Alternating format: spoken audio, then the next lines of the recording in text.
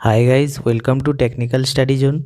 बहुत सारे स्टूडेंट्स ने कमेंट्स किया था कि साइंस सिटी कोलकाता का जो फॉर्म निकला है उसको कैसे फिलअप किया जाए और कैसे उसको भेजना होगा। तो उसके ऊपर एक डिटेल्स में वीडियो बनाई है, तो आज मैं उसी के रिगार्डिंग वीडियो लेके आ गया हूँ। तो देखिए, साइंस सिटी कोलकाता में जो वैकेंसी आया है आपका फिटर टर्नर कंप्यूटर का, तो उसका फॉर्म जो है आपको ऑफलाइन भरना होगा। तो ऑफलाइन में अगर आपको थोड़ा सा भी गलती हो जाएगा तो फॉर्म रिजेक्ट हो जाएगा। तो क्या क्या कैसे आपको फॉर्म भरना होगा, तो उसका डिटेल्स चलिए आप लोगों को दिखा देते हैं। तो देखिए, फॉर्म को पहले आपको प्रिंट आउट कर लेना है। उसके बाद यहाँ पे आपको फ़ोटो साट देना है। यहाँ देख सकते हैं, यहाँ पेमेंट मोड, यानी कि जो लोग जनरल कास्ट का होगे तो वो लोग के लिए पेमेंट करना होगा आप लोगों को 200 रुपीज़ डिमांड ड्राफ्ट के माध्यम से। तो यहाँ पे आपको क्या करना है, e transfer transaction reference number.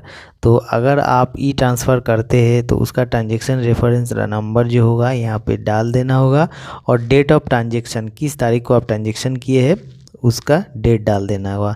अगर आप डीडी के माध्यम से करते हैं या तो आपको क्या करना होगा, डीडी नंबर यहाँ पे डाल देना होगा, और यहाँ पे ड्रॉई बैंक एंड ब्रांच, जो बैंक से आप ड्राफ्ट काट रहे हैं तो उसका बैंक नेम और जो है ब्रांच आपको लिख देना होगा। ठीक है, तो ये ऐसे करके आपको फिलअप करना होगा। उसके बाद नेक्स्ट देखिए, आपको क्या क्या यहाँ पे भरना होगा। पहले तो आपको नेम भर देना होगा, name in full block letters. तो मैं टोटल फॉर्म ही ब्लॉक लेटर में भरा हूँ, लेकिन यहाँ पे सिर्फ नेम ही ब्लॉक लेटर बोला है।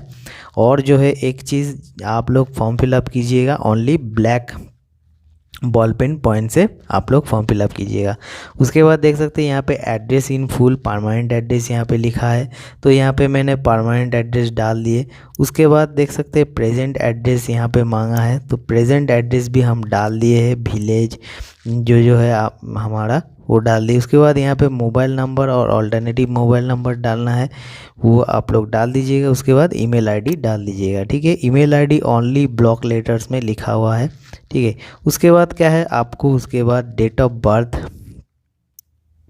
डाल देना है, डेट ऑफ बर्थ और attach self attested date of birth proof. तो अगर आपके पास बर्थ सर्टिफिकेट है तो बर्थ सर्टिफिकेट का सेल्फ अटेस्टेड करके अटैच करना है, या तो आप 10th का सर्टिफिकेट या तो 10th का एडमिट कार्ड में भी जहाँ पे डेट ऑफ बर्थ आपका लिखा है वो भी आप दे सकते हैं। ठीक है, और यहाँ पे देख सकते हैं date of birth and place of birth यहाँ पे लिखा है, तो date of birth and place of birth आप लोग लिख लीजिएगा। उसके बाद जो है एज एज ऑन 10 जनवरी 2022, तो 2022 के 10 जनवरी में आपका कितना एज होगा वो आपको ऑनलाइन में आपको कैलकुलेट कर सकते हैं। एज कैलकुलेटर बोल के आप गूगल में सर्च कीजिएगा, वहाँ पे आपका डेट ऑफ बर्थ डालिएगा, और जो है किस डेट पे आप देखना चाहते हैं वहाँ पे 10/1/2022 डाल दीजिएगा। तो आपको टोटल कितना आपका एज हो रहा है दिखा देगा। ठीक है, तो यहाँ पे देख सकते हैं, यहाँ पे 27 ईयर्स ऐसे करके हम लिखे हैं। तो आप लोग चाहे तो ओनली डेट एंड मंथ या तो ओनली ईयर आप लोग डाल सकते हैं, या तो ओनली ईयर मंथ डाल सकते हैं, या तो ओनली ईयर भी डाल सकते हैं। तो यहाँ पे मैंने ईयर मंथ और डे भी डाले हैं। ठीक है, ओनली ईयर डालने से भी चलेगा, या तो ईयर और मंथ डालने से भी चलेगा। ठीक है, उसके बाद जेंडर डाल देना है। उसके बाद आप मैरिड है कि अनमैरिड डाल देना है। उसके बाद फादर्स नेम आपको डाल देना है। तो देखिए, यहाँ पे फादर्स नेम डालने के बाद फादर्स का एड्रेस मांगा है, तो फादर्स अगर आपके साथ रहता है तो आपका सेम एड्रेस डाल दीजिएगा, अगर दूसरा एड्रेस में रहता है तो वो एड्रेस डाल दीजिएगा। उसके बाद ऑक्यूपेशन में जो है आपका फादर्स जो काम करता है, जैसे बिजनेस करता है तो बिजनेस डाल दीजिएगा।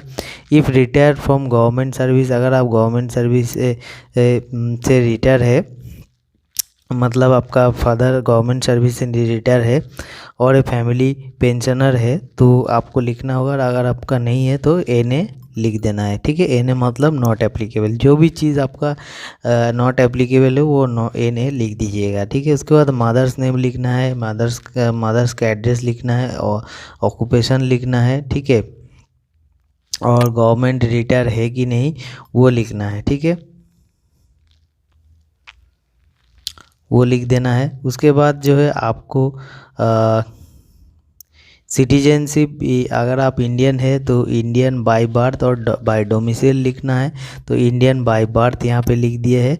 ठीक है, उसके बाद ये पर्सन आप अगर माइग्रेटेड है कहीं भी पाकिस्तान से या दूसरा कंट्री से, तो अगर येस है तो येस लिख के उसका मेंशन करना होगा, और नो है तो आपको नो लिखना है और येस को यहाँ पे आपको काट देना है, ठीक है।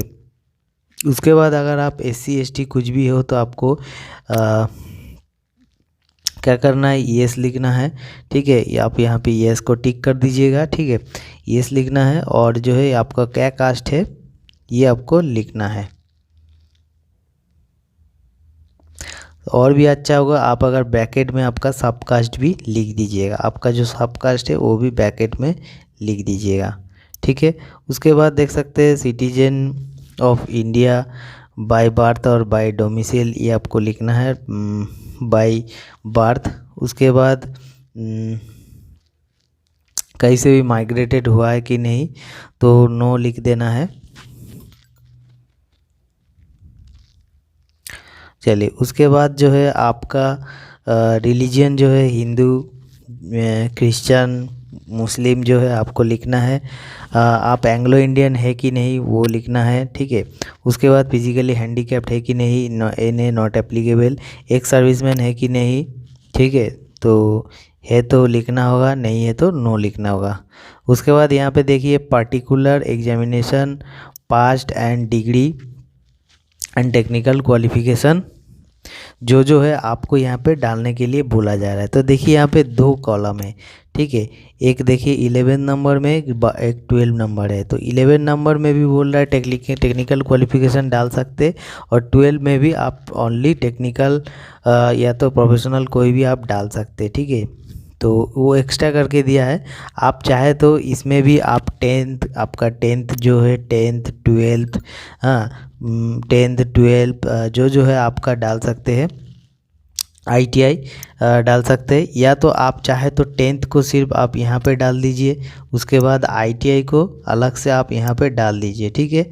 अगर आपके पास अप्रेंटिसशिप है तो आप यहाँ पे डाल सकते हैं, ठीक है। अप्रेंटिसशिप जो है अगर आपका तो यहाँ पे डाल सकते हैं, पहले ITI डालिए उसके बाद अप्रेंटिसशिप डालिए। अगर आपके पास बहुत सारा क्वालिफिकेशन है तो आप क्या कीजिएगा, यहाँ पे 10th डालिए, उसके बाद 12th डालिए, उसके बाद ITI डालिए, ठीक है। उसके बाद अगर आपका अप्रेंटिस है तो यहाँ पे आप लोग अप्रेंटिस डाल दीजिए स्पेशलाइजेशन में। उसके बाद अगर आपके पास CTI है तो CTI डाल दीजिए, जो है आप डाल सकते हैं, ठीक है। उसमें कोई आपको दिक्कत नहीं है। तो यहाँ पे देखिए मैंने सिर्फ 10th का जो है ऊपर में डाल दिए, और यहाँ पे जो 12 नंबर जो कॉलम है उसमें मैंने क्या किया कि ITI का डिटेल्स यहाँ पे डाल दिए। उसके बाद एक्सपीरियंस में आप बोल रहे थे कि अप्रेंटिस वालों ने एक्सपीरियंस में अप्लाई कर सकता है। देखिए इसमें तो कोई आपको गारंटी नहीं है, वहाँ पे लिखा भी नहीं है एडवर्टाइजमेंट में कि अप्रेंटिस वाला फॉर्म डाल सकता है कि नहीं डाल सकता है। तो अगर आप लोग चाहे तो वहाँ पे जो हेल्पलाइन नंबर है वहाँ पे कॉल करके आप लोग पूछ सकते हैं।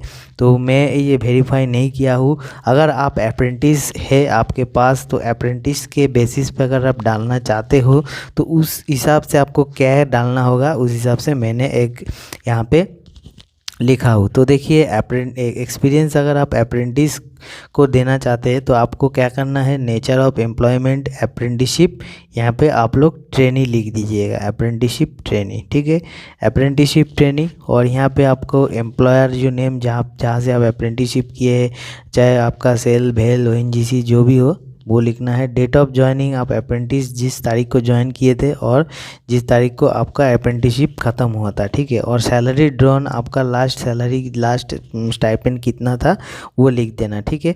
देखिए ये मेरे गारंटी नहीं है कि ये आपका एप्लीकेशन फॉर्म एक्सेप्ट होगा कि रिजेक्ट होगा।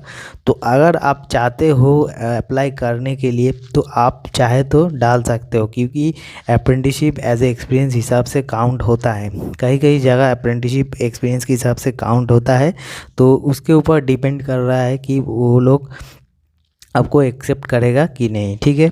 तो यहाँ पे देख सकते हैं आप प्रेजेंटली कोई गवर्नमेंट वर्क कर रहा है कि नहीं, इसमें अगर है तो लिखना है, या नहीं है तो नॉट एप्लीकेबल लिखना है, ठीक है। अगर आपको मिनिमम कुछ इनिशियल पे आपको चाहिए, जैसे जो लोग गवर्नमेंट नौकरी करता है तो वो लोग थोड़ा ज़्यादा उसको एक्सपेक्टेशन रहता है, तो उसको अगर कुछ चाहिए मिनिमम इनिशियल पे तो उसको लिखना है। अगर नहीं चाहिए तो यहाँ पे नॉट एप्लीकेबल आप लोगों को लिख देना है, ठीक है।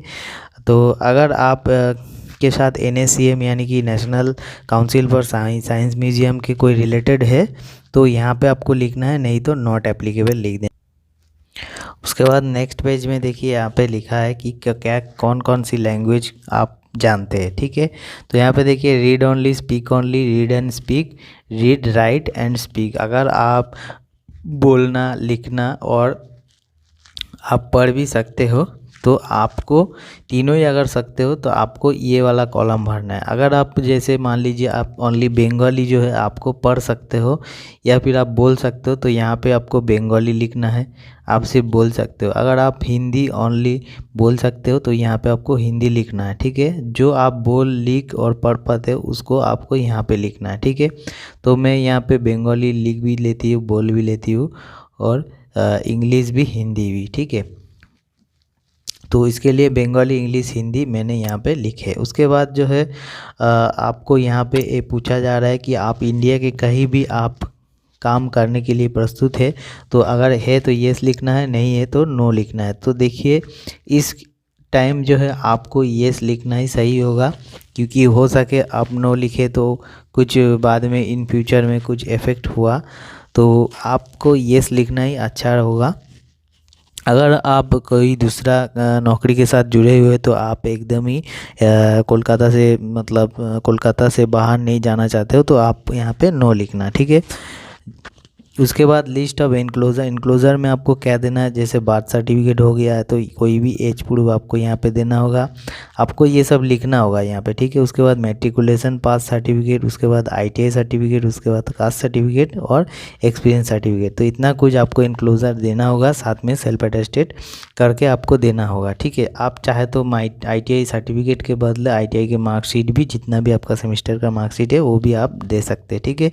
जितना भी चीज़ आप दीजिएगा उसका आपको सेल्फ अटेस्टेड करना होगा। उसके बाद यहाँ पे देख सकते हैं, यहाँ पे डेट और प्लेस लिखा है, उसके बाद यहाँ पे सिग्नेचर लिखा है, तो ये सब कर देना। और ये जो पोर्शन है, ये जो पोर्शन ओनली फॉर जो गवर्नमेंट एम्प्लॉय है उसके लिए है। वो लोग डिपार्टमेंट में उसको जब वो थ्रू प्रॉपर चैनल भेजेगा तो उसके लिए डिपार्टमेंट के लिए ये वाला कॉलम दिया गया है, ठीक है। तो ये था, ऐसे करके आपको फॉर्म फिलअप करने हैं।